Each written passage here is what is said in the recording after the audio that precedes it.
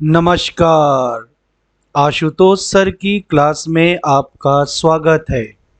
UPSI परीक्षा की तैयारी में सहायक मैं एक वीडियो दे रहा हूं। इस वीडियो में कार्य और समय चैप्टर से मोस्ट इम्पॉर्टेंट प्रश्नों का सरल और आसान हल विस्तार पूर्वक समझाकर दे रहा हूं। ये सभी प्रश्न यूपीएसआई प्रीवियस ईयर के प्रश्न हैं। इस वीडियो को अंत तक अवश्य देखिएगा। बहुत बहुत धन्यवाद।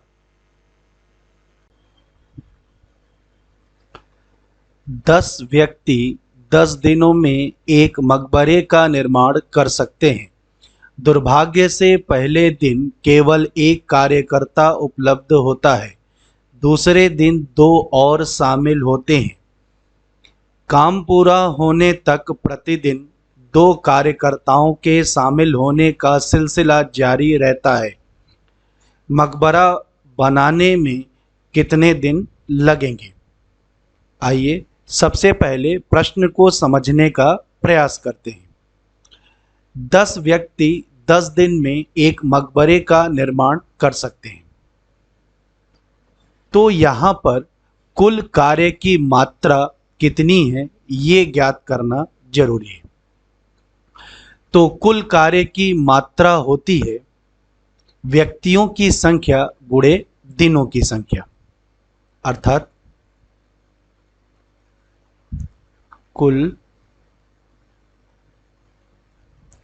कार्य की मात्रा बराबर होता है व्यक्तियों की संख्या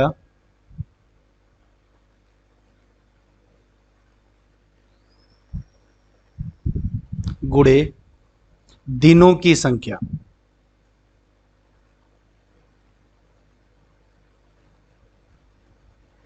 दिनों की संख्या।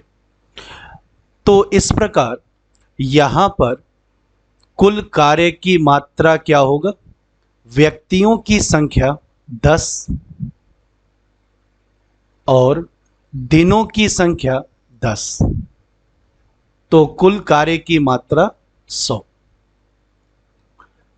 तो एक चीज यहां पर स्पष्ट हो गई कि कुल कार्य की मात्रा 100 होगी। सवाल आगे बढ़ता है। कहता क्या है कि पहले दिन केवल एक कार्यकर्ता कार्य करने आता है। तो दिन और कार्यकर्ता,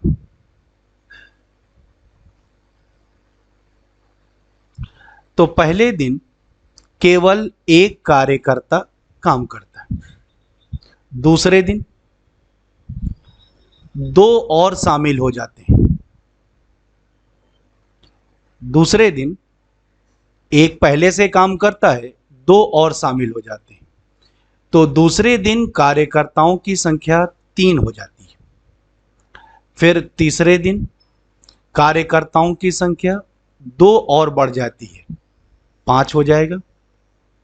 इस प्रकार चौथे दिन कार्यकर्ताओं की संख्या 2 और बढ़ जाएगा, 7। और इस प्रकार काम चलता रहता है। तो हमें इस प्रश्न में ज्ञात करना है कि अगर इसी तरीके से काम होता रहा तो मकबरा बनाने में कुल कितने दिन लगेंगे। तो चलिए प्रश्न को हल करना शुरू करते हैं।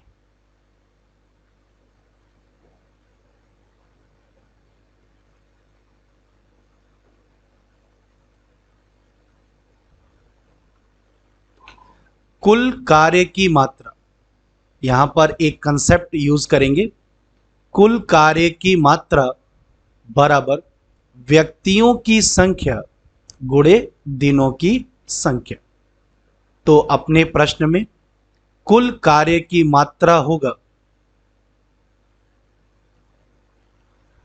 व्यक्तियों की संख्या 10 गुणे दिनों की संख्या 10, 100।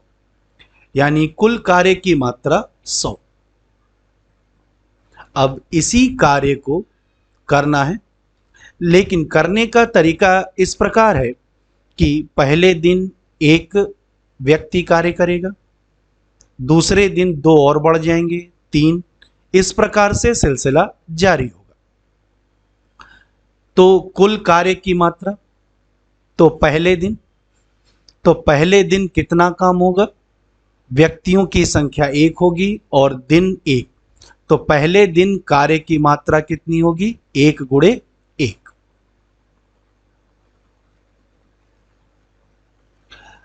दिनों की संख्या, तो पहले दिन कार्य की मात्रा 1 गुणे 1। अब दूसरे दिन व्यक्तियों की संख्या 2 से बढ़ जाएगी, 3। दूसरा दिन सिर्फ एक ही दिन होगा, तो दूसरे दिन 3 व्यक्ति काम करेंगे और दिनों की संख्या 1 है, तो दूसरे दिन कार्य की कुल मात्रा कितनी होगी? 3 गुणे 1।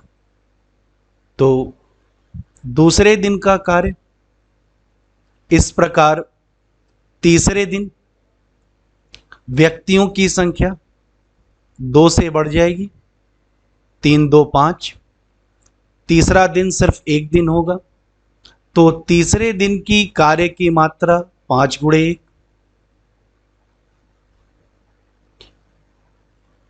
तीसरे दिन का कार्य, और इस प्रकार कार्य चलता रहता है।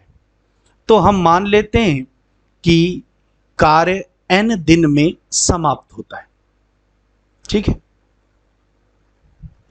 तो n दिन तक श्रमिकों की संख्या प्रत्येक दिन 2-2 से बढ़ते बढ़ते nवें दिन श्रमिकों की संख्या हम मान लेते हैं x हो जाती है, और nवां दिन सिर्फ 1 होगा, और nवां दिन इतना काम होगा और काम समाप्त हो जाएगा। तो इस प्रकार nवें दिन तक का कार्य, और ये कार्य किसके बराबर होगा? कुल कार्य की मात्रा 100। तो nवें दिन श्रमिकों की संख्या, कार्यकर्ताओं की संख्या या व्यक्तियों की संख्या, कुछ भी कहें, x होगा, एक दिन का काम। तो इस प्रकार कुल कार्य की मात्रा 1 + 3 + 5 प्लस nवें दिन x।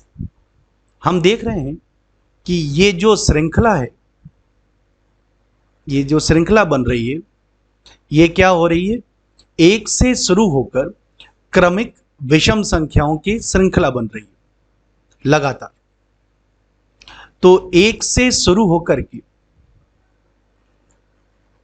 nवीं संख्या तक, nवीं संख्या कितनी होगी? कुछ भी हो सकता है, वैल्यू x है। तो 1 से शुरू होकर के n तक की विषम संख्याओं का योगफल कितना होगा? n²। यानी जो कंसेप्ट है वह इस प्रकार से है कि 1 से शुरू होकर के nवीं संख्या जो कि x है तक की संख्याओं का योगफल, यानी प्रथम n विषम संख्याओं का योगफल होगा n²। तो एक कंसेप्ट यहां पर आता है कि प्रथम n विषम या ऑड संख्याओं का योग होता है n²। तो 1 + 3 + 5 + x, ये x जो है nवीं संख्या होगी 1 से लेकर के। तो प्रथम n विषम संख्याओं का योगफल कितना होगा? n²। और ये n² क्या बता रहा है? कुल कार्य की मात्रा, और कुल कार्य की मात्रा कितनी है? 100। हमें निकालना क्या है? दिनों की संख्या, और दिनों की संख्या कितनी है? n। यानी कि अगर हर दिन 2-2 कार्यकर्ता बढ़ते रहे, व्यक्ति बढ़ते रहे, तो मकबरा को बनने में n दिन लगेंगे, और n की वैल्यू हम यहां से निकाल लेंगे। तो कुल कार्य की मात्रा 1 + 3 + 5 + x, यानी कि ये जो टर्म है ये n टर्म होगा, और प्रथम n विषम संख्याओं का योगफल कितना होता है, n स्क्वायर। तो कुल कार्य की मात्रा n स्क्वायर होगी और n स्क्वायर किसके बराबर होगा, कुल कार्य की मात्रा 100 की। अब हमें निकालना क्या है, तो हमें दिनों की संख्या निकालनी है n, कि मकबरा को बनने में कुल कितने दिन लगेंगे। तो n बराबर कितना होगा, √100 बराबर होगा 10 दिन। तो इस तरीके से हम लोग आंसर पर पहुंच जाएंगे। तो कुल दिनों की संख्या n बराबर होगा √100 और 100 का वर्गमूल होता है 10 दिन। तो इस प्रकार अगर प्रत्येक दिन 2-2 कार्यकर्ता बढ़ते रहे तो 10 दिन में मकबरा बनकर तैयार होगा और हमारा आंसर होगा बी।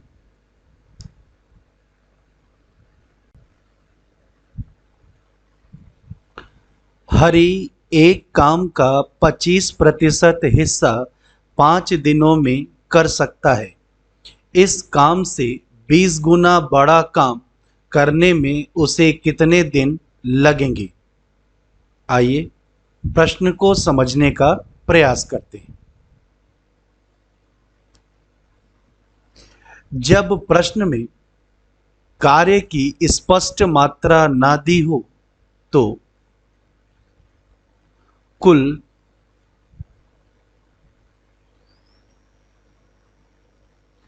कार्य की मात्रा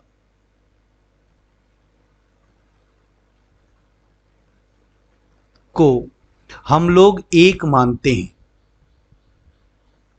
अर्थात किसी भी प्रश्न में अगर कार्य की मात्रा नहीं दी हुई है, जैसे 25 कुर्सी बनाना है, 100 मीटर दीवार की रंगाई करनी है, ऐसा कुछ भी नहीं दिया हुआ है कोई कार्य, तो कुल कार्य की मात्रा को एक मानते हैं।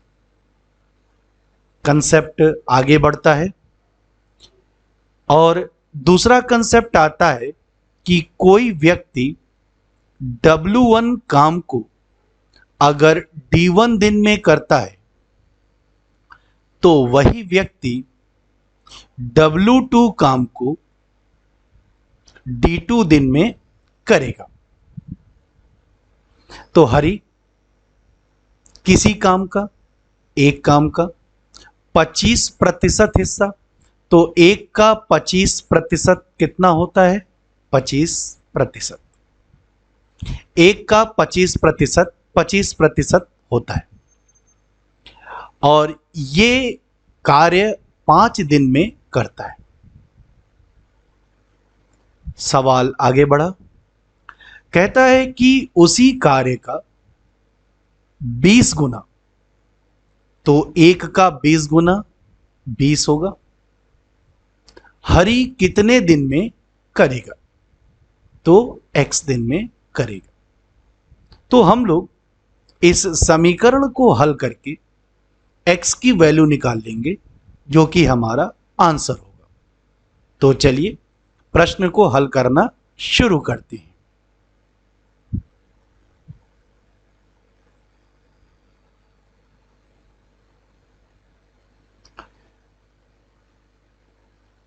टोटल वर्क कुल कार्य की मात्रा को एक मानते हैं। अगला कंसेप्ट, कोई व्यक्ति या व्यक्तियों का समूह W1 काम D1 दिन में करता है तो वही व्यक्ति या व्यक्तियों का समूह W2 काम D2 दिन में करेगा। तो अपने प्रश्न में कहा जाता है कि हरि किसी कार्य का, एक का 25%, यानी एक का 25% 25% ही होगा, 5 दिन में करता है, तो उसी कार्य यानी एक का 20 गुना, तो एक का 20 गुना 20 होगा, कितने दिन में करेगा? तो हम मान लेते हैं x दिन में करेगा। तो इस समीकरण की सहायता से हम लोग x का मान ज्ञात करें। तो x बराबर क्या होगा? 20 गुणे 5 गुणे परसेंट 25/100, और ये 100 ऊपर चला जाएगा, 100/25,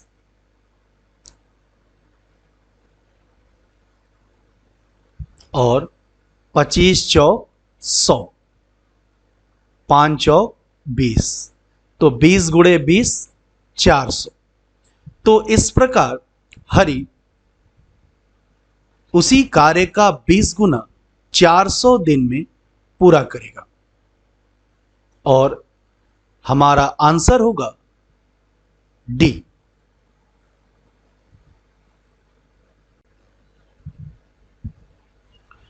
एक काम को 40 दिनों में पूरा करने के लिए 20 श्रमिकों को नियुक्त किया जाता है, लेकिन कुछ श्रमिक काम के 16 दिन बाद काम छोड़ देते हैं।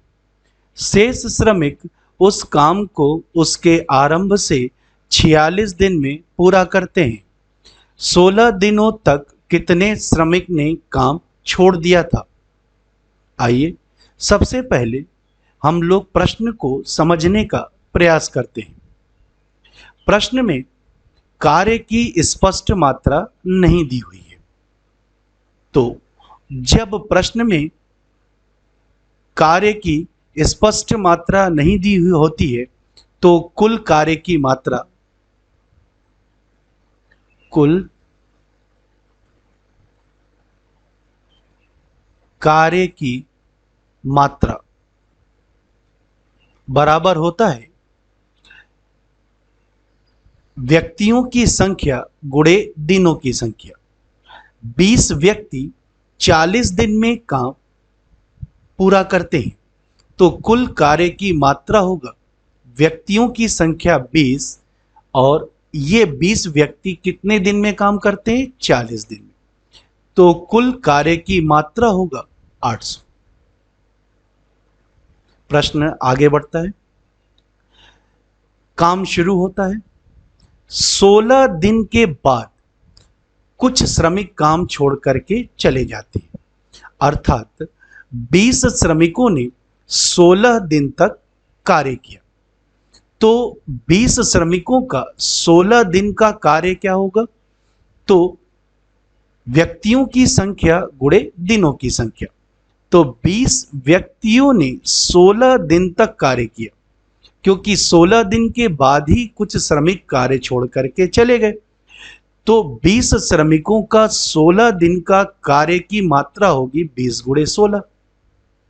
इसके बाद 20 में से कुछ श्रमिक कार्य छोड़कर चले जाते हैं, तो हम मान लेते हैं x श्रमिक कार्य छोड़कर चले गए। तो अब कितने शेष श्रमिक बचे? तो 20 माइनस x, ये x तो कार्य छोड़कर चले गए, तो 20 माइनस x श्रमिक बचे। सवाल आगे बढ़ता है, कहता क्या है कि आरंभ से 46 दिन में काम पूरा होता है, यानी कुल समय जो है 46 दिन है, और 46 दिन में 16 दिन तक 20 श्रमिक ने काम किया। इसके बाद जो बचा हुआ दिन होगा 46 में से, वह दिन शेष श्रमिक कार्य करेंगे। तो 46 में से 16 घटाएंगे तो 30 दिन होगा। तो 20 श्रमिकों ने 16 दिन तक कार्य किया, तो 20 श्रमिकों का 16 दिन का कार्य। शेष श्रमिक 20 माइनस x, इन्होंने 30 दिन तक कार्य किया, तो शेष श्रमिकों का कार्य बराबर कार्य समाप्त हो गया। तो कुल कार्य की मात्रा कितनी होगी? 800। इस समीकरण को हल करेंगे और x की वैल्यू हमें बता देगी कि 16 दिन तक कितने श्रमिक ने काम छोड़ दिया था, यानी 16 दिन के बाद कितने श्रमिकों ने काम छोड़ दिया था।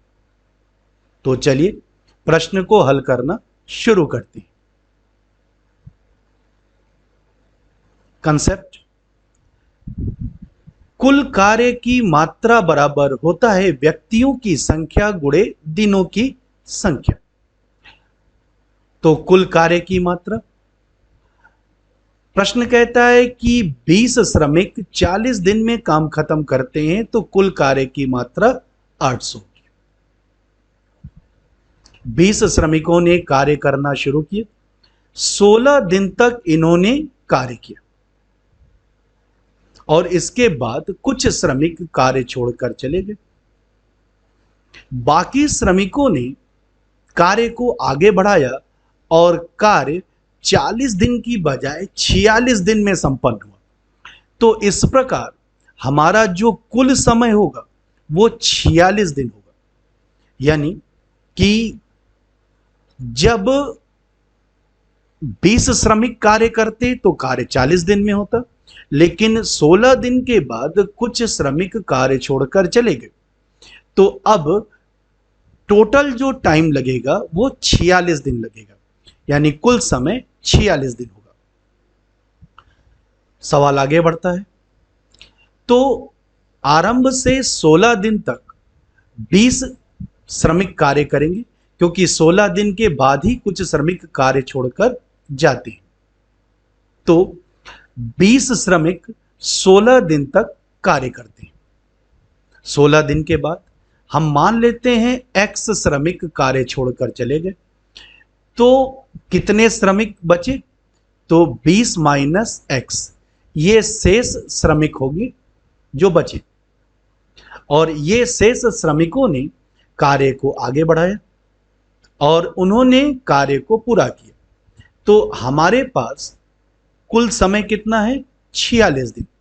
46 दिन में से 16 दिन तक 20 श्रमिकों ने कार्य किया, तो 46 में से जब हम 16 दिन को घटा देंगे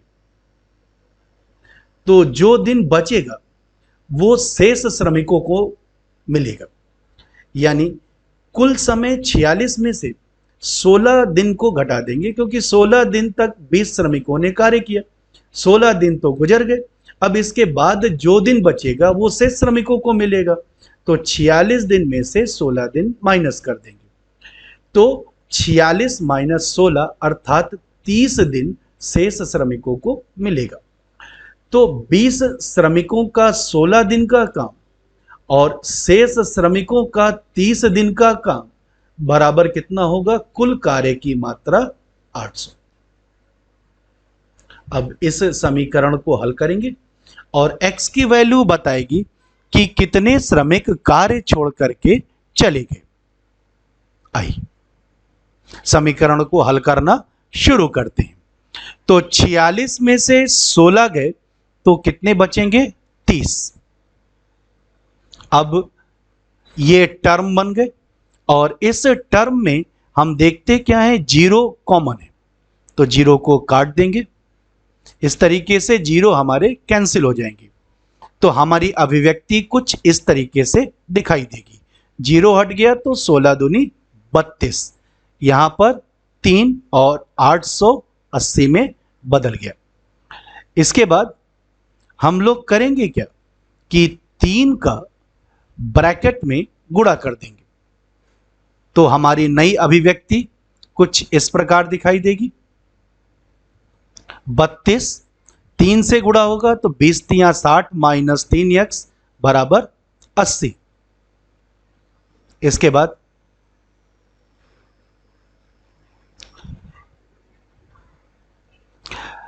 32 60 92 माइनस 3x इधर आएगा तो प्लस हो जाएगा और उसके बाद 80 इधर आएगा तो माइनस हो जाएगा।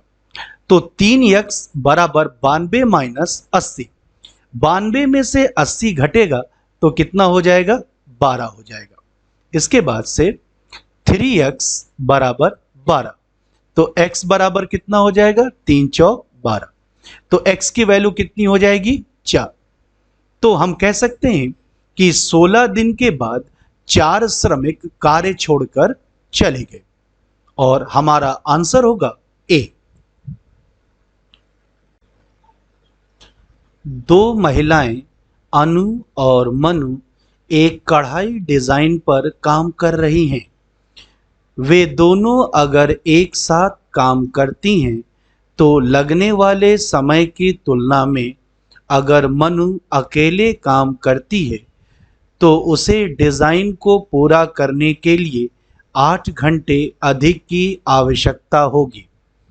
वे दोनों अगर एक साथ काम करती हैं तो लगने वाले समय की तुलना में अगर अनु अकेले काम करती है तो उसे डिजाइन को पूरा करने के लिए 4.5 घंटे अधिक की आवश्यकता होती है। अनु को अकेले डिजाइन को पूरा करने के लिए कितना समय लगेगा? आइए सबसे पहले प्रश्न को समझने का प्रयास करते हैं।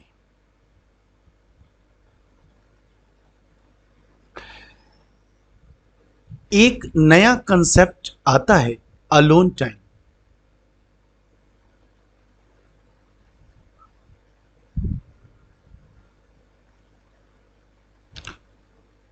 एक व्यक्ति या एक से अधिक व्यक्ति किसी कार्य को पूर्ण करने में कुल जितना समय लेते हैं उसे हम उस व्यक्ति या व्यक्तियों के समूह का अलोन टाइम कहते हैं। जैसे कोई व्यक्ति 10 दिन में कोई कार्य करता है तो हम कह सकते हैं कि उस व्यक्ति का अलोन टाइम 10 दिन होगा। ठीक है, तो किसी व्यक्ति का अलोन टाइम 10 दिन हो तो हम कहते हैं कि वह व्यक्ति पूरा काम 10 दिन में पूरा करेगा।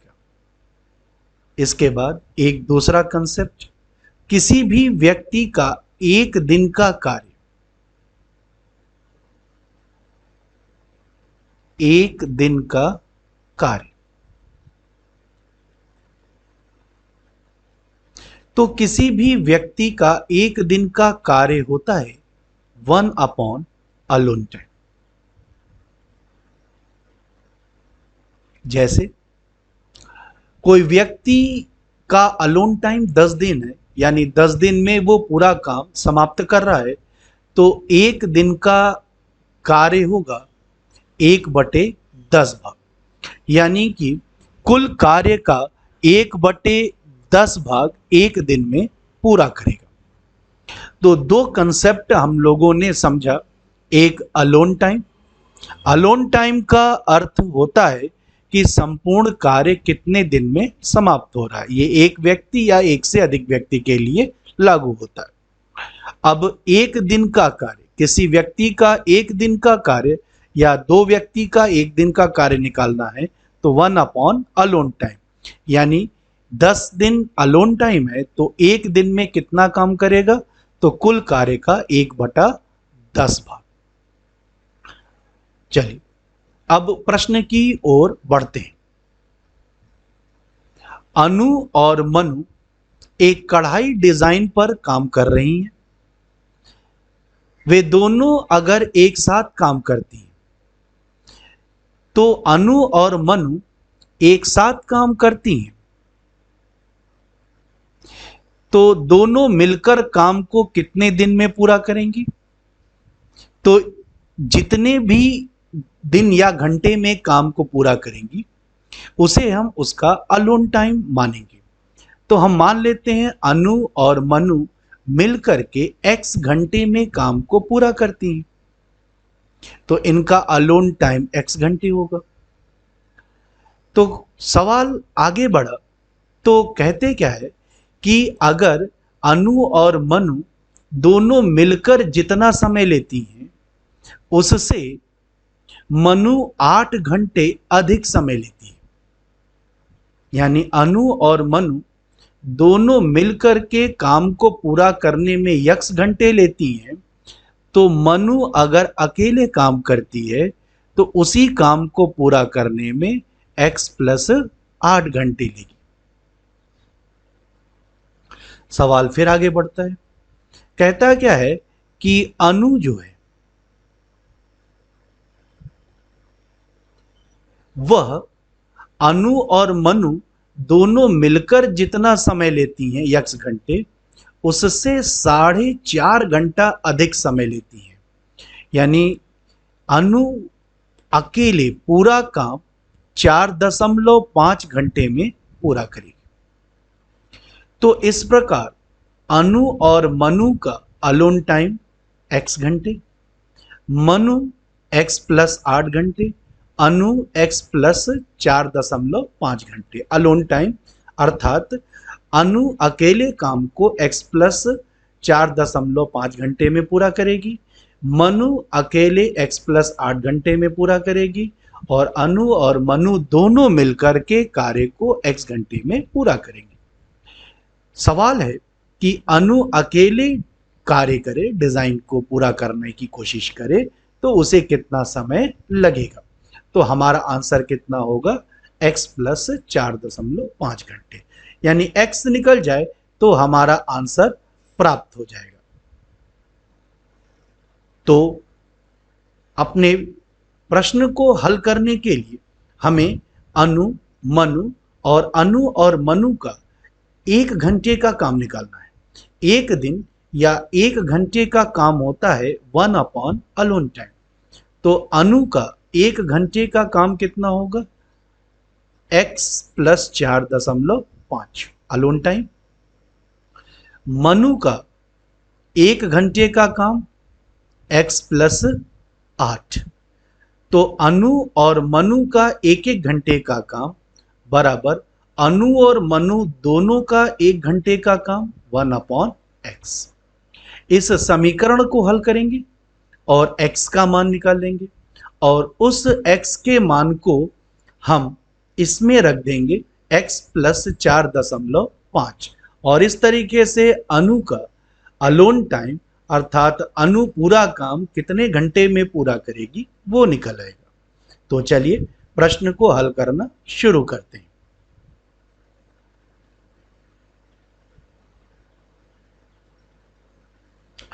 अलोन टाइम एक नया कंसेप्ट है। अलोन टाइम संपूर्ण कार्य को समाप्त करने में जितना समय लगता है उसे अलोन टाइम कहते हैं। जैसे कोई व्यक्ति किसी कार्य को 10 दिन में समाप्त करता है तो उस व्यक्ति का अलोन टाइम 10 दिन होगा। दूसरा कंसेप्ट, 1 दिन का कार्य या 1 घंटे का कार्य। तो 1 दिन का कार्य बराबर होता है 1/, अलोन टाइम। अपने इस उदाहरण में कोई व्यक्ति अगर 10 दिन में काम करता है, उसका अलोन टाइम 10 दिन है, तो 1 दिन का कार्य कितना होगा, कुल कार्य का 1/10 भाग।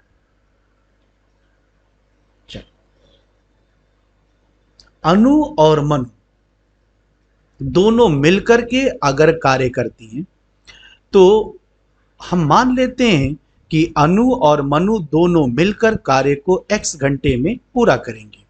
यानी अनु और मनु का अलोन टाइम x घंटा। सवाल आगे बढ़ता है, कहता क्या है कि अनु और मनु जितना समय लेती हैं उससे 8 घंटा ज्यादा समय मनु लेती है अगर वो अकेले काम करती है। तो मनु का अलोन टाइम x प्लस 8 घंटा। इसके बाद अनु, अनु अगर अकेले काम करती है तो अनु और मनु दोनों मिलकर के जितना समय लेती हैं उससे 4.5 घंटा अधिक समय लेती।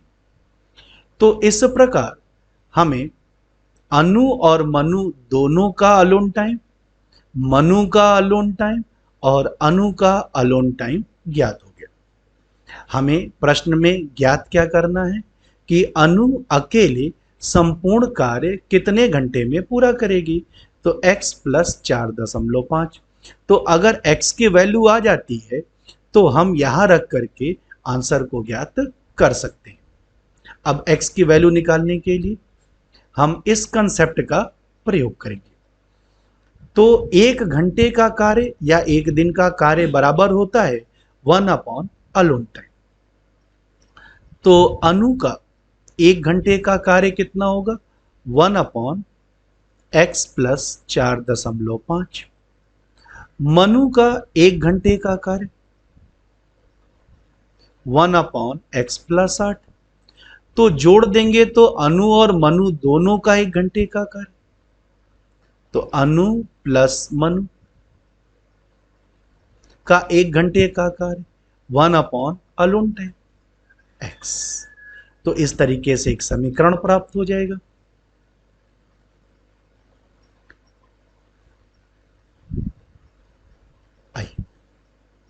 ये अनु का एक घंटे का काम, ये मनु का एक घंटे का काम, और 1/x अनु और मनु का एक घंटे का काम।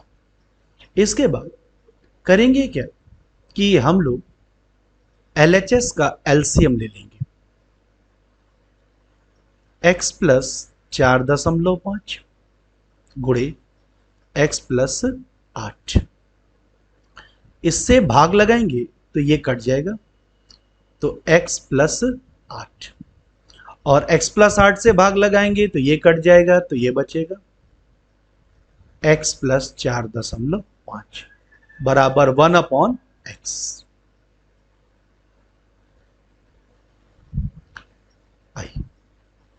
तो हमने इसका और इसका एलसीएम ले लिया। तो जब हम x प्लस 4.5 से भाग लगाएंगे तो x प्लस 8, और x प्लस 8 से भाग लगाएंगे तो x प्लस 4.5 बराबर 1/x। अब इस ब्रैकेट का इस ब्रैकेट में गुणा करेंगे, तो x का इन दोनों में गुणा करते हैं, तो x स्क्वायर प्लस 8x। इसके बाद 4.5 का x में गुणा करते हैं, तो 4.5x, और 4.5 का 8 में गुणा करते हैं, तो 8 गुणे 4.5।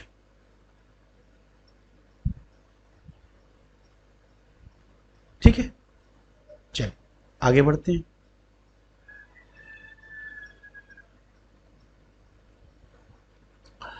तो x का x में गुणा करेंगे x स्क्वायर, x का 8 में गुणा करेंगे 8x, 4.5 का x में गुणा करेंगे 4.5x, और 4.5 का 8 में गुणा करेंगे 36।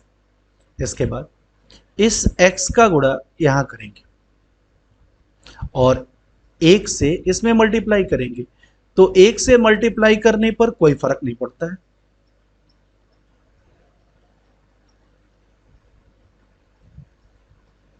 तो x square 8 4 12.5x plus 36, x से जब गुणा होगा तो 2x स्क्वायर प्लस 12.5x। समीकरण के दोनों तरफ चिन्ह और वैल्यू बराबर होती है तो ये कट जाते हैं, x स्क्वायर 2x स्क्वायर में घटेगा, तो x स्क्वायर बराबर 36, तो x बराबर 36 का वर्गमूल 6। तो x स्क्वायर बराबर 36, तो x बराबर 6। तो हमें ज्ञात क्या करना है कि अनु अकेले काम को कितने घंटे में पूरा करेगी। तो अनु का अलोन टाइम, तो अनु का अलोन टाइम है x प्लस 4.5, तो x की जगह हम कितना रख देंगे, 6 रख देंगे, तो 6 प्लस 4.5, तो 6 4 10.5। तो इस प्रकार जो है अनु का अलोन टाइम होगा 10.5 घंटा, और हमारा आंसर होगा ए। तो अनु का अलोन टाइम होगा 10.5 घंटा।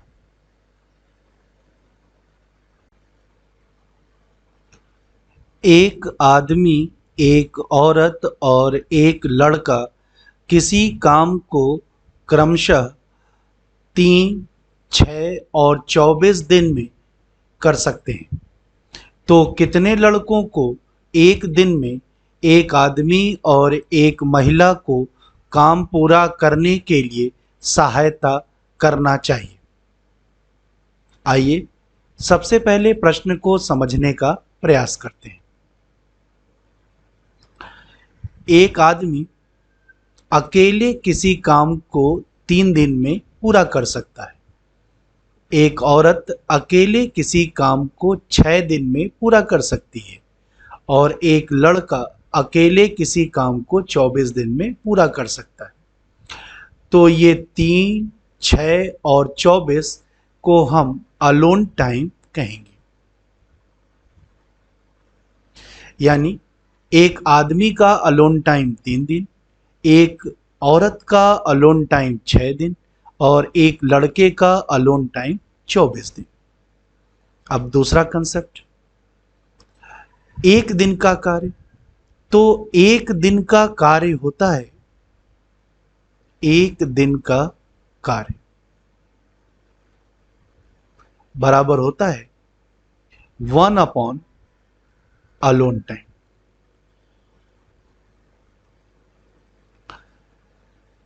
सवाल है कि एक आदमी और एक महिला कार्य को एक दिन में समाप्त करना चाहते हैं। एक आदमी और एक महिला कार्य को एक दिन में समाप्त करना चाहते हैं। तो बताइए कि कितने लड़कों को उनकी सहायता करनी चाहिए? तो एक आदमी का एक दिन का काम कितना होगा? Alone time 3, 1/3। एक महिला का एक दिन का काम 1/, अलोन टाइम 6।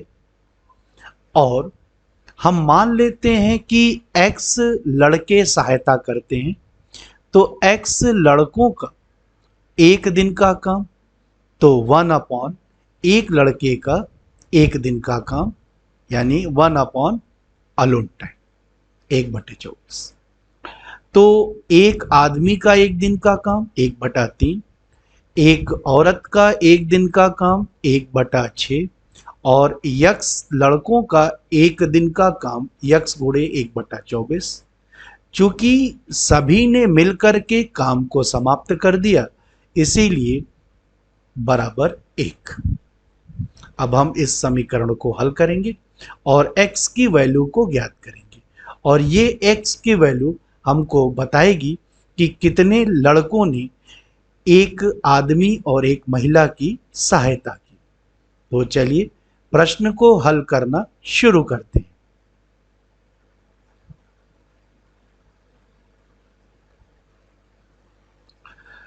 कंसेप्ट, एक दिन का कार्य बराबर 1 अपॉन अलोन टाइम।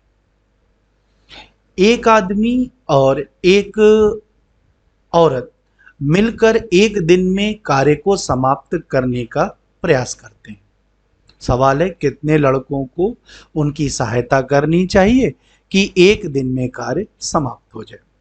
तो एक आदमी का एक दिन का काम 1/, अलोन टाइम 1/3, एक औरत का एक दिन का काम 1/6 और x लड़कों ने सहायता किया, ऐसा हम लोग मान सकते हैं। तो x लड़कों का एक दिन का काम x, या कहें कि 1/24 गुणे x। चूंकि सभी ने मिलकर काम खत्म कर दिया है, तो संपूर्ण कार्य को हम 1 लिखते हैं, तो बराबर 1। आगे बढ़ते हैं। इस समीकरण को हल करने पर जो x की वैल्यू आएगी वो हमें बताएगी कि कितने लड़कों ने एक आदमी एक औरत की सहायता की। तो x/24 बराबर 1/3 और 1/6 का पक्षांतर कर देंगे, तो -1/3 -1/6। इसके बाद हम एलसीएम ले लेंगे 6, तो यहाँ पर 6, 3 दूना 6 -2, 6 इकाई 6, 1, तो कितना हो जाएगा? 3/3। 6, यानी x/24 बराबर 3/6। 3 दूना 6 और ये 12 और 12 का गुणा, तो x बराबर कितना होगा? 12 लड़की। और इस प्रकार हमें आंसर प्राप्त हो गया कि एक आदमी और एक औरत की सहायता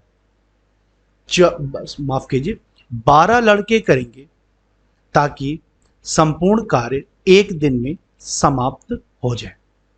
और इस प्रकार हमारा आंसर सी होगा।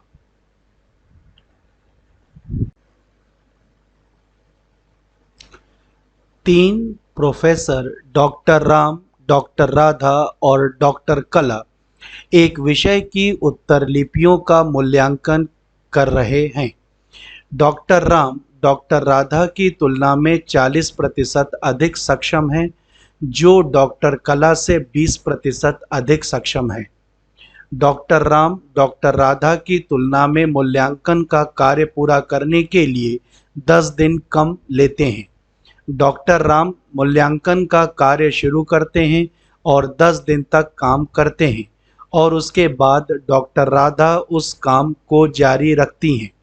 डॉक्टर राधा अगले 15 दिनों तक मूल्यांकन करती हैं और फिर बंद कर देती हैं। फिर वह काम डॉक्टर कला द्वारा किया जाता है। शेष मूल्यांकन कार्य पूरा करने के लिए डॉक्टर कला कितने दिन लेंगी? आइए सबसे पहले प्रश्न को समझने का प्रयास करते हैं। डॉक्टर राम की कार्य क्षमता डॉक्टर राधा की तुलना में 40% अधिक है। राम या डॉक्टर राम की कार्य क्षमता डॉक्टर राधा की कार्य क्षमता से 40% अधिक है, यानी 140%। डॉक्टर राम की कार्य क्षमता बराबर होगी डॉक्टर राधा की कार्य क्षमता का 140%। जो ये एक रिलेटिव प्रोनाउन होता है और ये ठीक अपने पहले आने वाले नाउन के बारे में बताता है। तो इसके ठीक पहले जो नाम आता है वो राधा आता है, यानी जो शब्द राधा के लिए आया हुआ है। तो राधा डॉक्टर कला से 20% अधिक सक्षम है, यानी डॉक्टर राधा की कार्य क्षमता डॉक्टर कला की कार्य क्षमता से 20% अधिक होगी, 120%। इसके बाद सवाल आगे बढ़ता है। कहता क्या है कि डॉक्टर राम डॉक्टर राधा की तुलना में मूल्यांकन का कार्य पूरा करने के लिए 10 दिन कम लेते हैं, यानी डॉक्टर राधा अकेले जितना भी समय लेती हैं, डॉक्टर राधा अकेले जितना भी समय लेती हैं उस समय से डॉक्टर राम जो है 10 दिन कम समय लेते हैं, यानी राम का जो अलोन टाइम है वो राधा के अलोन टाइम से 10 दिन कम होगा। फिर सवाल आगे बढ़ता है। सबसे पहले अकेले डॉक्टर राम ने मूल्यांकन का कार्य शुरू किया और डॉक्टर राम ने 10 दिन तक मूल्यांकन का कार्य अकेले किया। इसके बाद वे काम छोड़कर चले गए। इसके बाद डॉक्टर राधा आती हैं और वे काम को जारी रखती हैं और उन्होंने 15 दिन तक मूल्यांकन का कार्य किया। इसके बाद डॉक्टर राधा भी काम छोड़कर चली जाती हैं।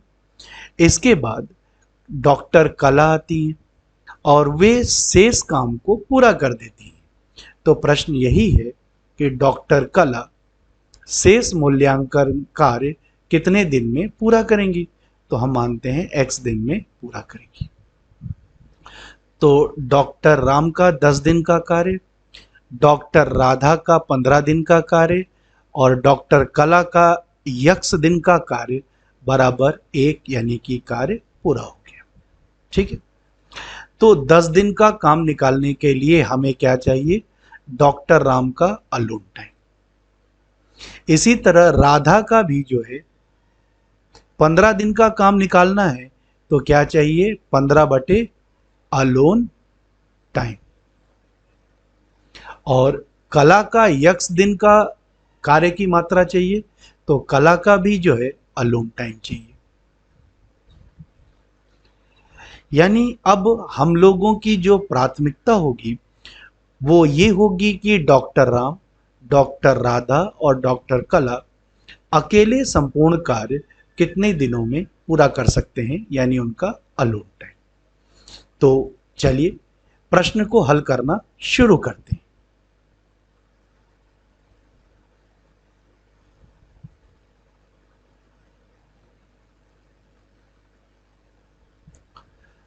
डॉक्टर राम की कार्यक्षमता डॉक्टर राधा की 140%, डॉक्टर राधा की कार्यक्षमता डॉक्टर कला की 120%।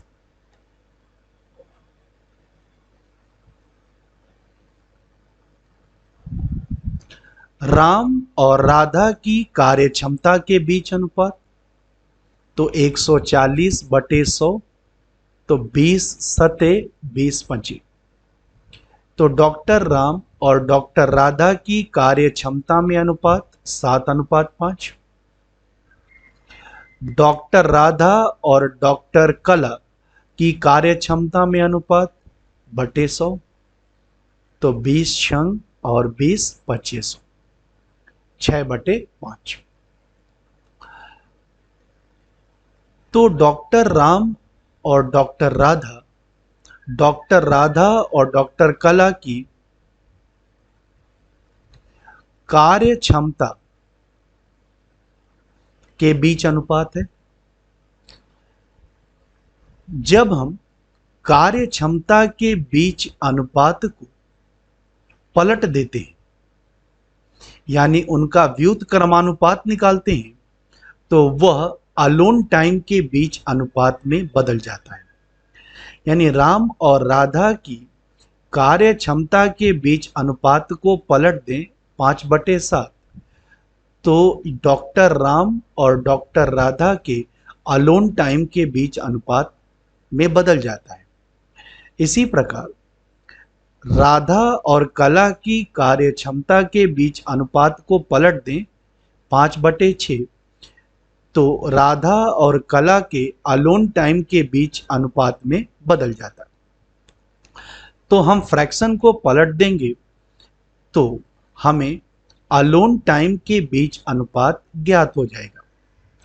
तो डॉक्टर राम और डॉक्टर राधा के अलोन टाइम के बीच अनुपात 5/7, डॉक्टर राधा और डॉक्टर कला के अलोन टाइम के बीच अनुपात 5/6।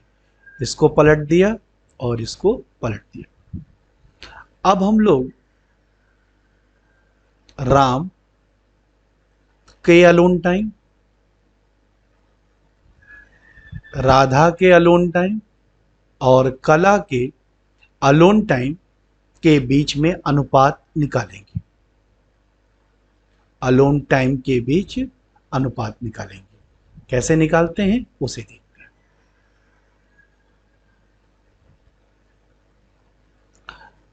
राम का अलोन टाइम होता है प्रोडक्ट ऑफ न्यूमरेटर, अंश का गुणनफल 5/5। राधा का तो 5 हटाकर उसके नीचे 7 लगा दीजिए, बाकी छोड़ दीजिए, तो 7/5। कला का तो 5 हटा के उसके नीचे 6, तो 7/6। इन तीनों में कोई कॉमन टर्म हो तो काट दीजिए, कोई कॉमन टर्म नहीं है। तो हम मान लेते हैं राम का अलोन टाइम 25x, राधा का अलोन टाइम 35x और कला का अलोन टाइम 42x। यानी राम अकेले किसी काम को 25x दिन में, राधा 35x दिन में और कला 42x दिन में पूरा कर सकती है। प्रश्न कहता है कि राम राधा से 10 दिन कम समय लेते हैं, यानी दोनों के अलोन टाइम का डिफरेंस कितना होगा? 10 दिन। राधा का अलोन टाइम बड़ा है, राम का अलोन टाइम छोटा है, ठीक है, और दोनों के बीच डिफरेंस 10 दिन। तो राधा माइनस राम, राधा का 35x, राम का 25x। तो 35 में से 25x घटेगा 10x बराबर 10 दिन, और x बराबर 1। तो हम अगर x का मान 1 रख दें तो कोई फर्क नहीं पड़ेगा, और राम, राधा और डॉक्टर कला के अलोन टाइम के बीच में अनुपात ज्ञात हो चुका है। डॉक्टर राम मूल्यांकन का कार्य अकेले 25 दिन में कर सकते हैं, डॉक्टर राधा अकेले 35 दिन में कर सकती हैं, डॉक्टर कला अकेले 42 दिन में कर सकती हैं। सवाल कहता है कि डॉक्टर राम ने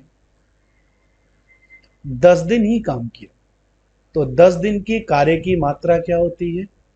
कितने दिन काम किया बटे अलोन टाइम? 25।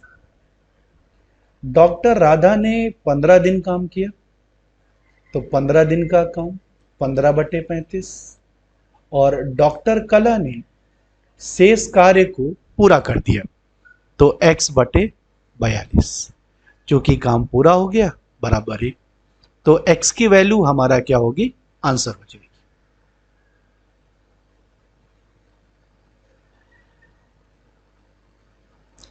तो डॉक्टर राम का 10 दिन का काम 10 बटे 25, डॉक्टर राधा का 15 दिन का काम 15 बटे 35, और शेष कार्य को x दिन में डॉक्टर कला करती हैं, तो x दिन का कार्य x बटे 42।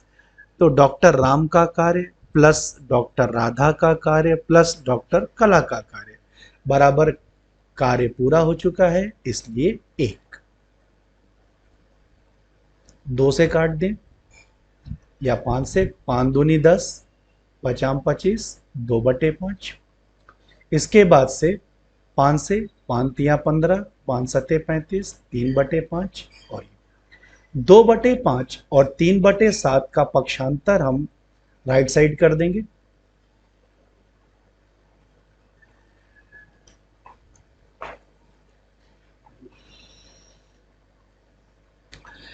x बटे 42 बराबर 1 माइनस 2 बटे 5 माइनस 3 बटे 7। 2 बटे 5 इधर आएगा माइनस, 3 बटे 7 इधर आएगा माइनस। 5 और 7 का एलसीएम 35, तो 35 2 से, माफ कीजिए 5 से, 5 सते 35 और 7 दूनी 14, फिर 7 से भाग लगाएंगे, 7 पचे 35 और 5 तिया 15।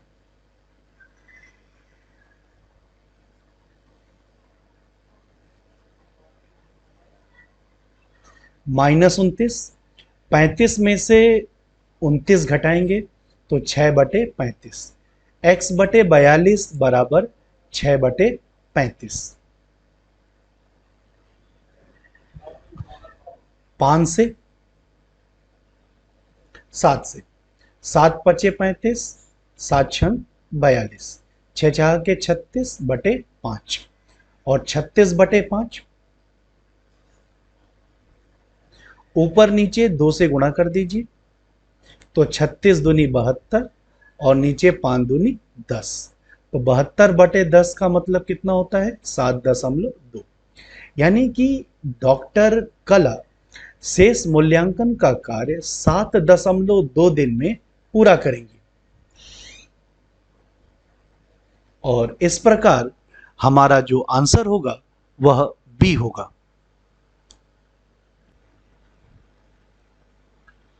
सी एक काम को पूरा करने के लिए बी से 2 गुना समय लेता है। ए उसी काम को पूरा करने के लिए सी से 3 गुना समय लेता है। ए, बी और सी एक साथ काम शुरू करते हैं। ए काम पूरा होने से 6 दिन पहले छोड़ देता है और बी काम पूरा होने से 3 दिन पहले छोड़ देता है, और सी x दिनों के लिए काम करता है। अगर बी अकेले उस काम को 16 दिन में पूरा कर सकता है तो कितने दिनों में काम पूरा हो जाएगा? आइए सबसे पहले प्रश्न को समझने का प्रयास करते हैं। बी अकेले काम को 16 दिन में कर सकता है, यानी बी का अलोन टाइम 16 दिन।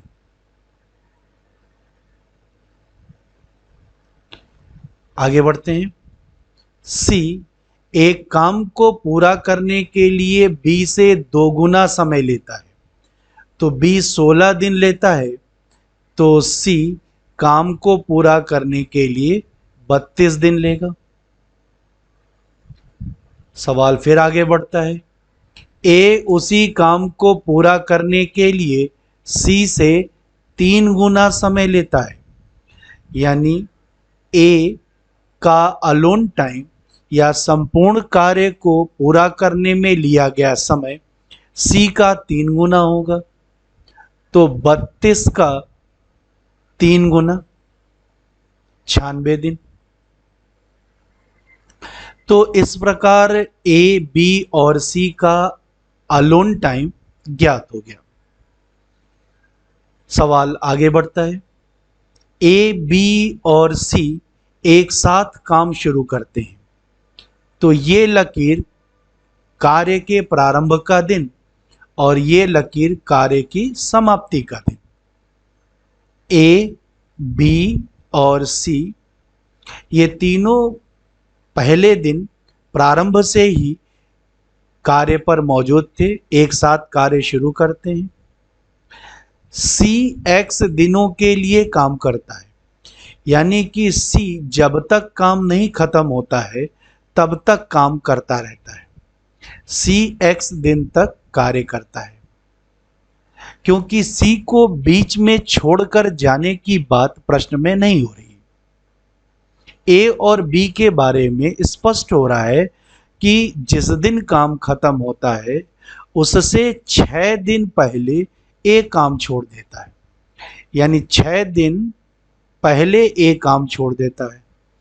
तो सी पूरा काम करता है एक्स दिन में और ए 6 दिन कम काम करता है, तो ए ने कितना दिन काम किया?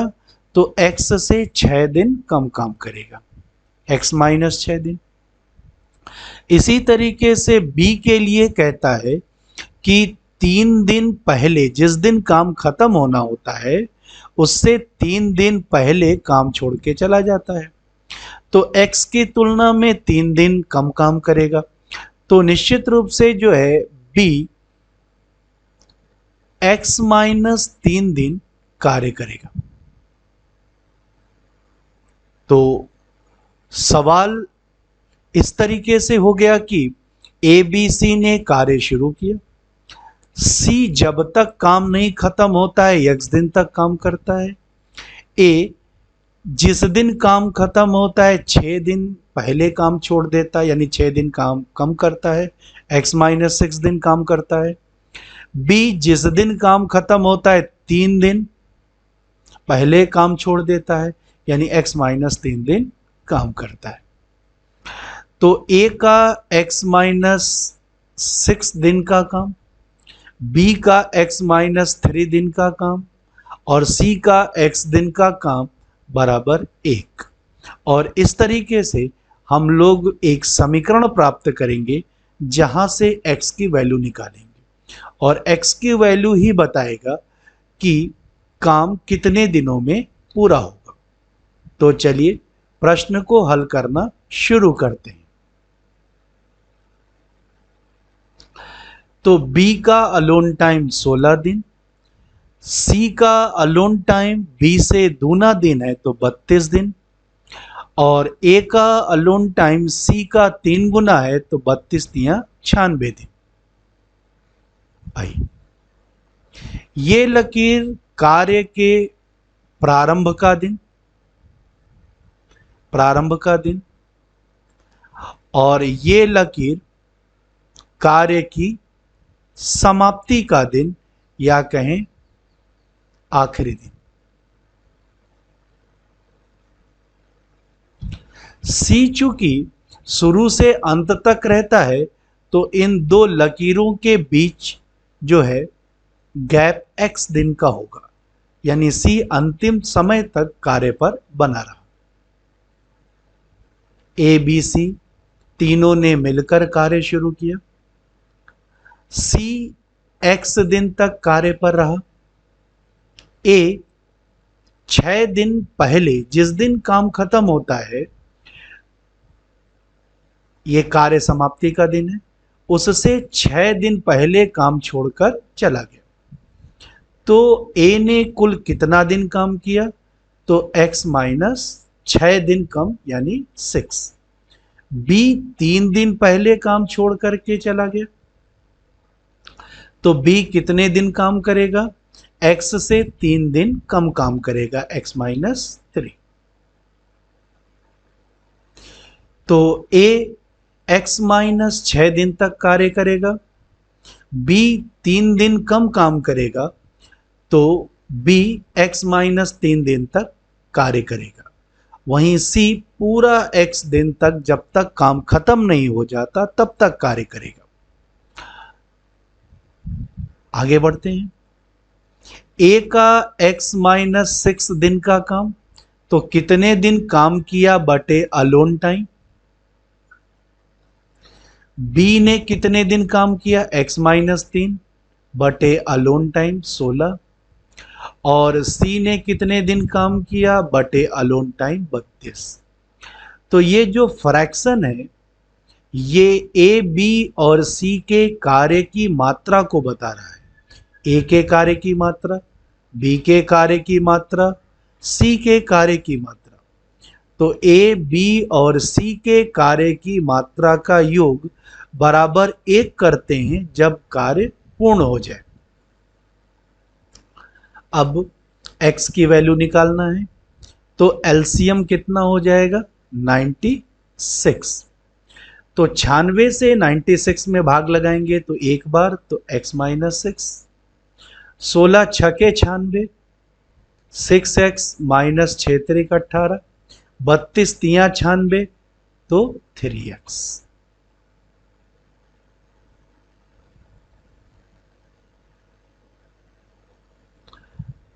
तो x 6x और 3x, तो कितने हो गए?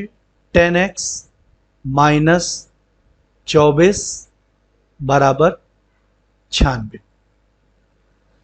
तो 10x बराबर क्या होगा?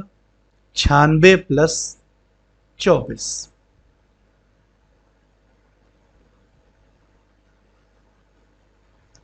टेन एक्स बराबर 96 प्लस 24 120, 0 कैंसिल हो गया, और x का मान 12 दिन, यानी संपूर्ण कार्य 12 दिन में समाप्त होगा। और इस प्रकार हमारा आंसर होगा डी। 8 महिलाओं या 6 लड़कों द्वारा किया गया काम 4 पुरुषों द्वारा किए गए काम के बराबर है। एक काम को 12 दिनों में पूरा करने के लिए 15 लड़कों और 5 पुरुषों को काम पर रखा जाता है। 3 पुरुष, 4 महिलाएं और 6 लड़के उसी काम को पूरा करने में कितना समय लेंगे? आइए सबसे पहले प्रश्न को समझने का प्रयास करते हैं।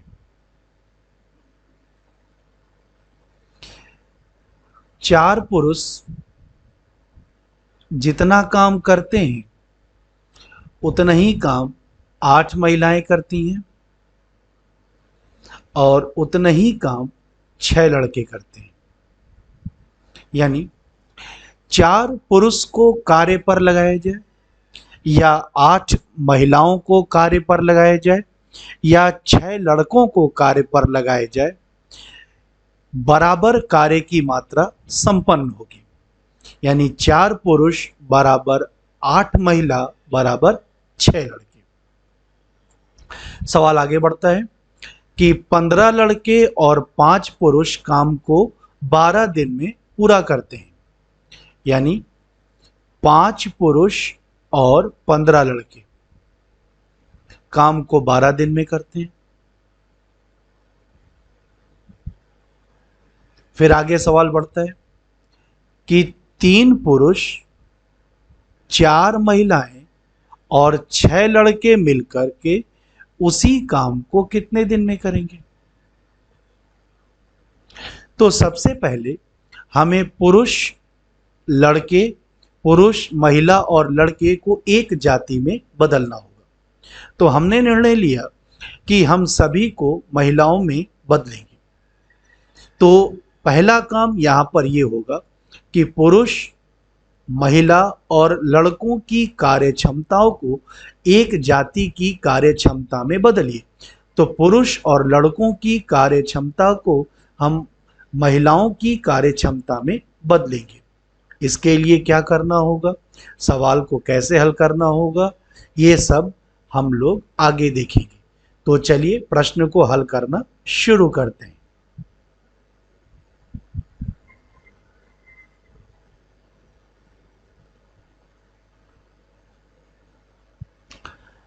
चार पुरुष बराबर 8 महिला बराबर 6 लड़के।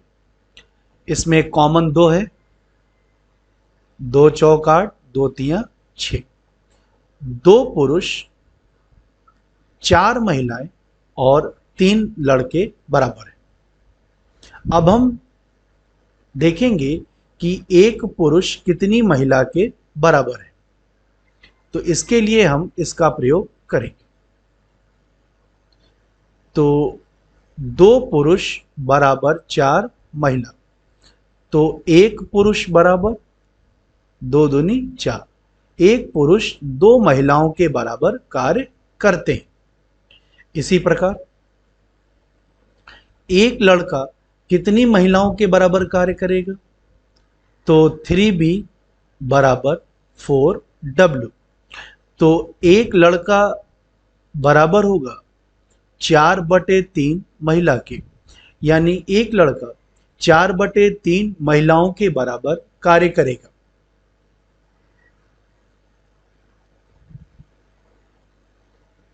तो 2 पुरुष बराबर 4 महिला, तो 1 पुरुष बराबर 2 महिला।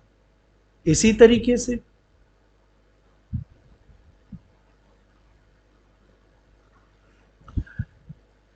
3 लड़के बराबर 4 महिला, तो 1 लड़का बराबर 4/3 महिला के।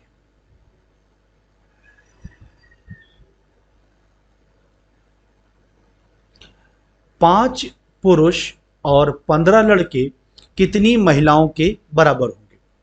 तो हम M की जगह 2W को रिप्लेस कर देंगे। तो 5 गुणे 2W, और B की जगह 4/3W रिप्लेस कर देंगे। तो 5 पुरुष 15 लड़के कितनी महिलाओं के बराबर हो जाएंगे, ये हमें ज्ञात हो जाएगा। तो 5 दूनी 10 महिला, 3 पचे 15, 5 चौ 20 महिला। तो 20 और 10 30 महिला। यानी 5 पुरुष और 15 लड़के मिलकर काम करें या 30 महिलाएं काम करें, कार्य को 12 दिन में समाप्त कर सकते हैं। ठीक है, आइए सवाल कहता है 3 पुरुष 4 महिलाएं और 6 लड़के मिलकर उसी कार्य को कितने दिन में करेंगे। तो 3 पुरुष में M को रिप्लेस कर देंगे 2W से, 4 महिलाएं वैसे ही रखेंगे, और B को रिप्लेस कर देंगे 4/3 W से। तो 3 पुरुष 4 महिलाएं और 6 लड़के कितनी महिलाओं के बराबर होंगे ज्ञात हो जाएगा। तो 3 दूनी 6 महिला, 4 महिला ये तो चेंज नहीं होगा, और 3 दूना 6, तो 4 दूना 8, तो 18 महिला। तो 3 पुरुष 4 महिलाएं और 6 लड़के 18 महिलाओं के बराबर होंगे। यानी 3 पुरुष 4 महिलाएं और 6 लड़के जितना कार्य करेंगे उतना 18 महिलाएं कार्य करेंगी। अब 30 महिलाएं कार्य को 12 दिन में करती हैं, तो 18 महिलाएं, जो कि 3 पुरुष 4 महिलाएं और 6 लड़कों के बराबर हैं, ये उसी कार्य को कितने दिन में करेंगी? तो इसके लिए हम एक कंसेप्ट का इस्तेमाल करते हैं, और वो कंसेप्ट है कि N1 व्यक्ति किसी कार्य को D1 दिन में करते हैं, तो N2 व्यक्ति उसी कार्य को D2 दिन में करते हैं। तो 30 महिलाएं कार्य को 12 दिन में करती हैं, तो 18 महिलाएं उसी कार्य को कितने दिन में करेंगी? X हमारा आंसर हो जाएगा।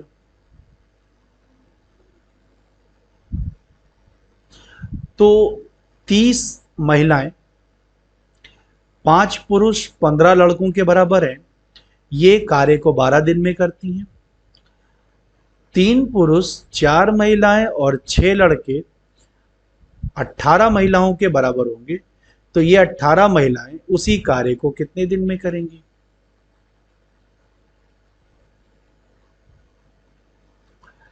तो 6 दूनी 12, 6 त्रिक 18, 10 और 10 गुणे 2 20 दिन में।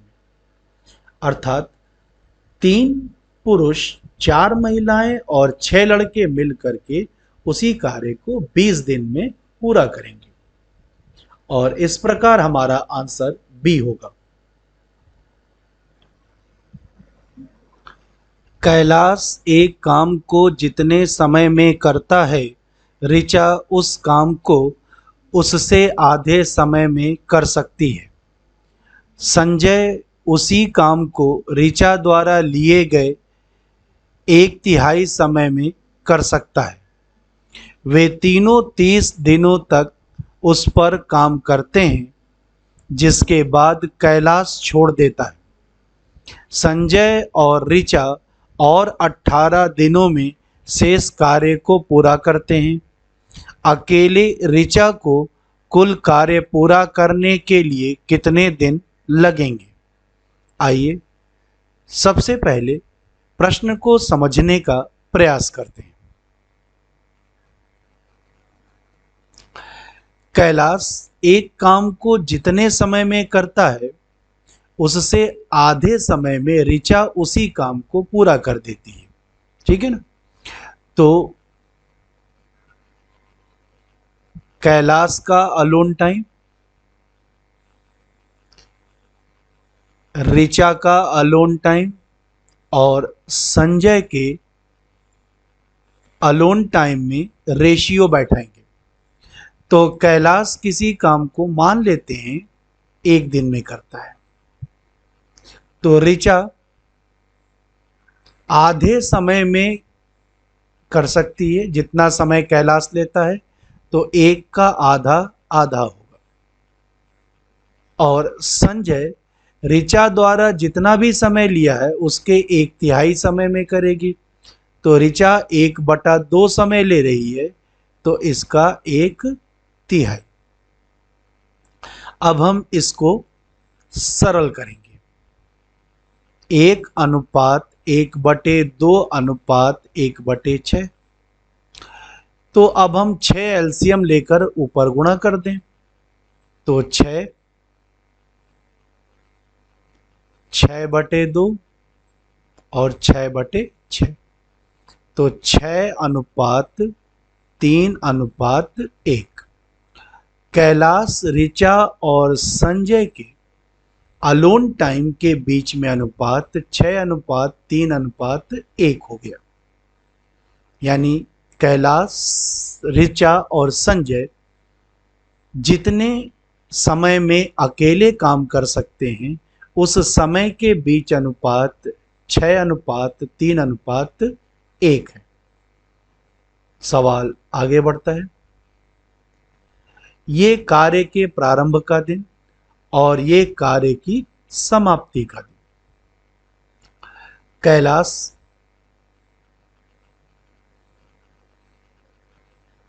ऋचा और संजय, ये तीनों साथ में मिलकर कार्य करते हैं और 30 दिन तक साथ में काम करते हैं। तो 30 दिन तक साथ में काम करते हैं। 30 दिन कैलाश भी काम करेगा, 30 दिन ऋचा भी काम करेगी और 30 दिन संजय भी काम करेगा। 30 दिन के बाद कैलाश काम छोड़ करके चला जाता है। बाकी बचे हुए काम को ऋचा और कैलाश मिलकर 18 दिन में पूरा करते हैं। तो जहां पर कैलाश ने केवल 30 दिन काम किया, वहीं पर ऋचा ने 48 दिन और संजय ने 48 दिन काम किया। तो कैलाश का 30 दिन का काम, ऋचा और संजय के 48 दिन का काम बराबर 1 हो जाएगा। ठीक है ना। तो कैलाश के 30 दिन का काम 30 बटे अलोन टाइम, ऋचा का 48 दिन का काम 48 बटे अलोन टाइम और संजय का 48 दिन का काम 48 बटे अलोन टाइम बराबर 1 होगा। और फिर उसके बाद हम लोग जो है इस प्रश्न को आगे की तरफ किस प्रकार हल करेंगे, इसे आगे देखेंगे। तो चलिए प्रश्न को हल करना शुरू करते हैं।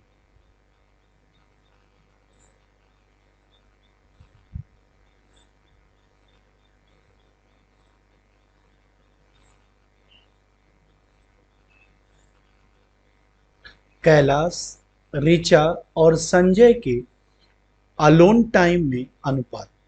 तो प्रश्न कहता है कि कैलाश जितने समय में काम करता है, एक मान लीजिए, ऋचा उस समय के आधे समय में काम करती है और ऋचा जितने समय में काम करती है उसके 1/3 समय में संजय काम करता है। तो ये 1:1/2 रेशियो 1/6। तो डिनोमिनेटर 2 6 का एलसीएम 6 होता है और 6 से हम ऊपर गुणा कर देंगे। 6 2 तिया 6 और 6 इकाई 6। तो कैलाश, ऋचा और संजय के अलोन टाइम में अनुपात आ जाता है। तो हम ये मान सकते हैं कि कैलाश अकेले काम को 6 दिन में कर सकता है, अलोन टाइम। ऋचा अकेले काम को 3x दिन में कर सकती है, अलोन टाइम। और संजय अकेले x दिन में काम कर सकता है, अलोन टाइम। हमें ऋचा का अलोन टाइम बताना है कि ऋचा अकेले काम को कितने दिनों में करेगी। तो x निकल जाए तो उसकी वैल्यू को रख करके हम यहाँ पर 3x ऋचा का अलोन टाइम ज्ञात कर सकते हैं। आइए प्रश्न आगे बढ़ता है। ये 2 लकीरें कार्य के प्रारंभ का दिन और ये कार्य की समाप्ति का दिन। ठीक है। कैलाश, ऋचा और संजय तीनों साथ में मिलकर कार्य शुरू करते हैं। तीनों ने 30 दिन तक साथ में काम किया। कैलाश, ऋचा और संजय तीनों ने 30 दिन तक साथ में काम किया। इसके बाद कैलाश काम छोड़ करके चला गया। बाकी बचे हुए काम को ऋचा और संजय ने 18 दिन में पूरा किया। यानी ये जो बचा हुआ काम था, इसे संजय और ऋचा ने 18 दिन में पूरा किया। तो जहां कैलाश ने 30 दिन काम किया, वहीं ऋचा ने 48 दिन और संजय ने 48 दिन काम किया।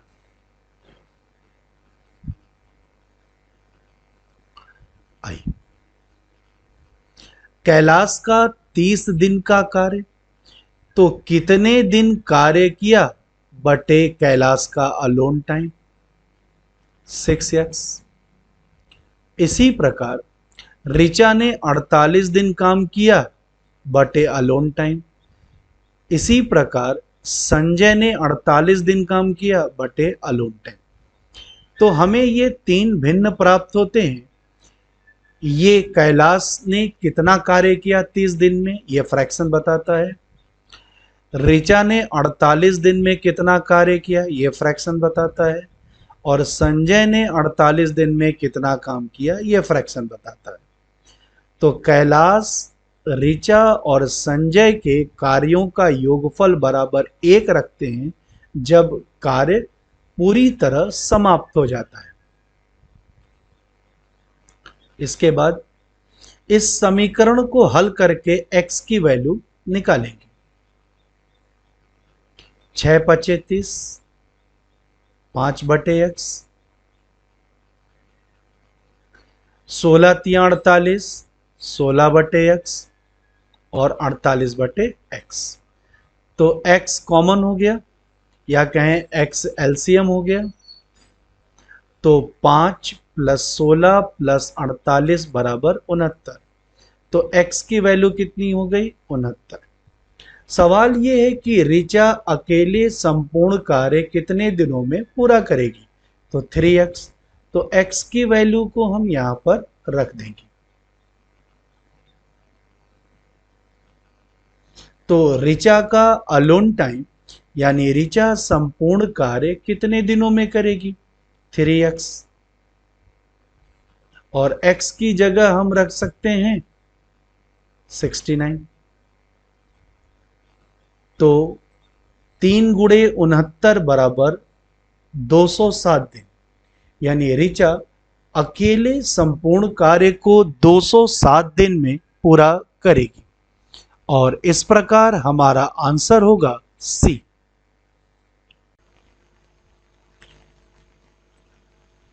सार्थक 14 दिनों में रेत के एक गड्ढे को भर सकता है, जबकि विवान को इसे भरने के लिए 35 दिन लगते हैं।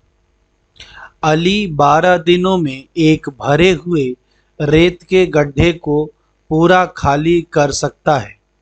यदि खाली गड्ढे में तीनों एक साथ कार्य शुरू करते हैं तो रेत का गड्ढा फिर से कितने दिनों में भर जाएगा। आइए सबसे पहले इस प्रश्न को समझने का प्रयास करते हैं। सार्थक 14 दिन में रेत के एक गड्ढे को भर सकता है। तो सार्थक का अलोन टाइम 14 दिन, विवान अकेले खाली गड्ढे को 35 दिन में भर सकता है, जबकि अली भरे हुए गड्ढे को 12 दिन में खाली कर सकता है। अली सार्थक और विवान से अलग है। जहां सार्थक और विवान गड्ढे को भरने का काम करते हैं, वहीं अली भरे हुए गड्ढे को खाली करने का कार्य करता है। तो गड्ढे को भरना एक सकारात्मक काम है और भरे गड्ढे को खाली करना नकारात्मक कार्य है। तो सार्थक की कार्य की मात्रा को प्लस में, विवान की कार्य की मात्रा को प्लस में, जबकि अली के कार्य की मात्रा को माइनस में व्यक्त करेंगे। सवाल आगे बढ़ता है, कहता है तीनों एक साथ कार्य करें तो खाली गड्ढा कितने दिनों में भर जाएगा। हम मान लेते हैं खाली गड्ढा यक्स दिनों में भर जाएगा। तो यक्स दिन में सार्थक ने कितना काम किया, x बटे अलोन टाइम। यक्स दिन में विवान ने कितना काम किया, x बटे अलोन टाइम। तो ये जो फ्रैक्शन है ये सार्थक और विवान के कार्य का फ्रैक्शन है। क्योंकि ये सकारात्मक काम कर रहे हैं, भरने का काम कर रहे हैं, तो पॉजिटिव। वहीं अली ने भी यक्स दिन काम किया, लेकिन नकारात्मक काम किया और भरे हुए गड्ढे को खाली कर दिया। तो x दिन में अली ने गड्ढे का कितना भाग खाली किया? तो x बटे अलोन। चूंकि अली के कार्य करने की दर काफ़ी कम है और सार्थक और विवान के कार्य करने की दर बहुत अधिक है, इसलिए खाली गड्ढा भर गया। तो जब खाली गड्ढा भर गया तो तीनों की कार्य की मात्रा का परिणाम 1 के बराबर होगा और इस तरीके से हमें एक समीकरण प्राप्त हो गया और x की वैल्यू बताएगा कि खाली गड्ढा कितने दिनों में भर जाएगा। तो चलिए प्रश्न को हल करना शुरू करते हैं।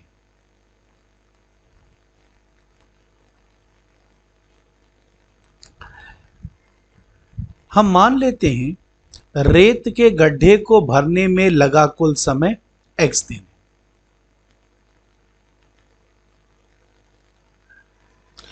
तो x दिन में सार्थक के कार्य की मात्रा x बटे 14, चूंकि भर रहा है इसलिए प्लस। x दिन में विवान के कार्य की मात्रा x बटे 35, भर रहा है इसलिए प्लस। अली का x दिन का काम x बटे 12, चूंकि अली निगेटिव काम कर रहा है। जो भी सार्थक और विवान ने गड्ढा भरने के लिए रेत डाली उसे खाली करने का काम कर रहा है, इसलिए माइनस।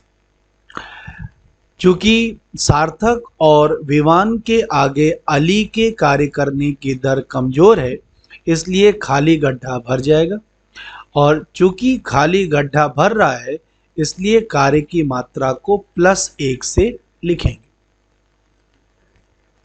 अब हमें यह समीकरण प्राप्त हो गया और इसे हल करेंगे और x की वैल्यू को ज्ञात करेंगे। तो हम 14, 35 और 12 का एलसीएम लेंगे, 3 गुणे 4 गुणे 5 गुणे 7, लेकिन एलसीएम को आपस में मल्टीप्लाई नहीं करेंगे। अब हम करेंगे क्या कि एलसीएम में 14 से भाग लगाएंगे। तो जब हम एलसीएम में 14 से भाग लगाएंगे तो 7 दूनी 14, 2 दूनी 4, तो 5 दूनी 10, 30। तो यहाँ पर कितना होगा? 30x। इसी तरह 35 से भाग लगाएंगे तो 5 सत्ते 35 कट जाएगा, तो कितना बचेगा? 4 तियां 12x। और 12 से भाग लगाएंगे तो 4 तियां 12 कट जाएगा, तो 5 सत्ते 35x। ठीक है, आइए आगे बढ़ेंगे। 30x और 12x, 42x में से 35x घटा देंगे, 7x बटे 3 गुणे 4 गुणे 5 गुणे 7 बराबर 1। 7 से 7 कैंसिल हो जाएगा और x की वैल्यू कितनी होगी? 60 दिन। यानी गड्ढे को भरने में 60 दिन का समय लगेगा और इस प्रकार हमारा आंसर होगा ए। इस वीडियो को देखने के लिए बहुत बहुत धन्यवाद। आशुतोष सर की क्लास की अगली वीडियो को अवश्य देखिएगा। आशुतोष सर की क्लास आपके उज्जवल भविष्य की प्रार्थना करता है। बहुत बहुत धन्यवाद। Many thanks for watching this video. Must watch the next video of Ashutosh sir's class. Ashutosh sir's class prays for your bright future. Thanks a lot.